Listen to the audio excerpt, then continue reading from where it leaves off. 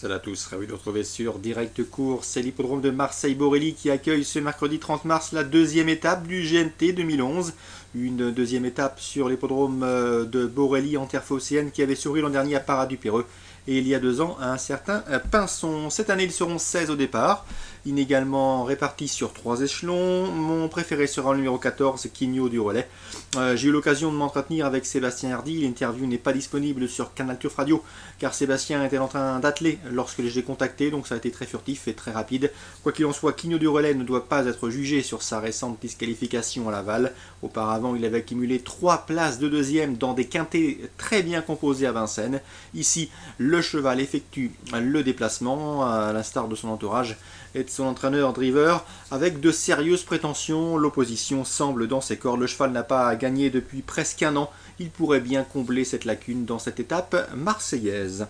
Je lui opposerai le numéro 15, Olga du Dudy, jument dur à l'effort, très dur à l'effort. Régis Métayer se déplace également de Bretagne avec la ferme intention de se mettre en évidence. La jument va se plaire sur ce parcours des 3025 mètres. Ensuite, le numéro 4, c'est Racing Rainbow. Attention à lui, c'est un bon cheval. Il n'a pas terminé 4e du critérium des 4 ans sans raison. Le cheval a effectué 2 parcours honorables et surtout profitables lors de ses 2 dernières sorties sur l'hippodrome de Caen, des courses ouvertes aux chevaux ayant peu gagné d'argent au cours des derniers mois. Il a honorablement tenu sa partie. Nul doute que cette fois-ci il devrait courir en amélioration car il sera nul déféré des postérieurs. Et si Jean-Étienne Dubois se déplace pour le piloter, il faut y voir un signe. Attention également au numéro 12, Paladin Bleu, qui n'a plus à faire ses preuves en pareille société. Le cheval s'est montré irréprochable cet hiver à Cagnes-sur-Mer. Ensuite, le numéro 9, c'est Candice, l'une des bonnes juments de la région. Elle est présentée par Yannick Canabriand, elle sera déférée des 4 pieds. Elle aussi apprécie les parcours de tenue car le départ reste son point faible. Mais attention, en 5 sorties sur l'hippodrome de Marseille-Borelli, elle compte 4 victoires et une place de deuxième. Bref, jamais plus loin que deuxième en 5 sorties à Borelli. C'est également un choix prioritaire que ce numéro 9, Candice. Ensuite, on retiendra le 10, à savoir Pedrito du Vallon, et le 11, Prélude GD. Tous les deux difficiles à saisir, intermittents, mais non dénués de moyens. Et pourquoi pas le numéro 5, c'est Cani Gentin. Elle a bien terminé dernièrement sur l'hippodrome de Lyon-Pareilly. Elle sait finir ses courses. La ligne droite de Borelli va favoriser ses intérêts. Dès lors, elle pourrait bien venir pimenter les rapports de ce Quintet Plus. Un Quintet qui, à mon avis, devrait s'ouvrir à ses principaux favoris. Le 14, Quigno du Relais, Quigno du Relais sera mon préféré, devant le 15, Olga du Dudy, le 4, Racing Rainbow, qui devrait refaire parler de lui, le 12 également, Paladin des Bleus, ensuite on rajoute le 9, le 10, le 11 et le 5, toujours en réunion 1 à Marseille-Borelli. Sachez que Yarmonis Canen, un habitué de notre rubrique Canal Turf Radio, présente le 208 Uribia du Donjon.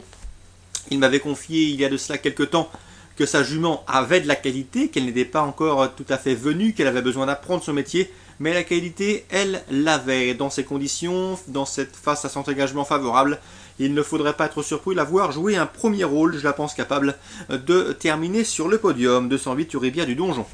Yves-Marie Dezonnette présente lui le 404 Papillon de Bully, un cheval régulier qui a fait ses preuves en amateur. Ici l'engagement est bon pour lui. Yves-Marie Dezonnette serait déçu de ne pas terminer sur le podium car l'engagement est très intéressant. Ses principaux opposants au papier, le 405 Oriade Lesmelchen, un cheval qui a fait sensation notamment en s'imposant facilement il y a de cela quelques semaines sur l'hippodrome de Cagnes, un cheval assez pratique qui va se plaire en apprenti. Et le 407 Papou Chérizet, lui aussi vaut un lot comme celui-ci. Attention, c'est un bon cheval qui pourrait bien mettre tout le monde d'accord. Donc dans la 4e, 405, 407 et éventuellement le 404 Papillon de Bully capable de les faire avancer, en tout cas de lutter avec eux. David Signé, c'est une information intéressante dans la 7e. Il présente le 712 Ouragan d'Anjou, un cheval qui a longtemps connu des ennuis de santé, des problèmes de jambes. Tout est désormais rentré dans l'ordre. Sa récente tentative sur cette piste de Marseille-Borelli est excellente car ce jour-là, il a perdu du terrain en partant sur une faute et ensuite il a très bien terminé pour se classer 2e. Derrière un Rodo de Sassy qui est de toute façon intrinsèquement meilleur que lui. Donc attention à lui, l'opposition est cette fois-ci moins relevée que la dernière fois, il n'y a pas les airs. David Signé est confiant, son interview est disponible sur Canal Turf Radio. Donc le 712 Ouragan d'Anjou, déféré des 4 pieds comme la dernière fois, semble en mesure de mettre tout le monde d'accord et ça a une cote intéressante. On lui opposera le 716, Pizzicato d'Armani, lui aussi au mieux et en retard de gain. Et le 714, c'est Cœur de Lente, un cheval régulier est bien connu dans les confrontations de ce genre. Donc, résumé chiffré pour Marseille-Borelli, la deuxième, le 208 placé, Yves-Marie Dezonnet dans la quatrième, 404 en jumelé avec le 5 et le 7. Et surtout, le 712, Ouragan d'Anjou, David Signé est confiant. On lui associera le 14 et le 16 dans cette 7e Réunion 1 Marseille-Borelli. Très bon jeu à tous, rendez-vous demain.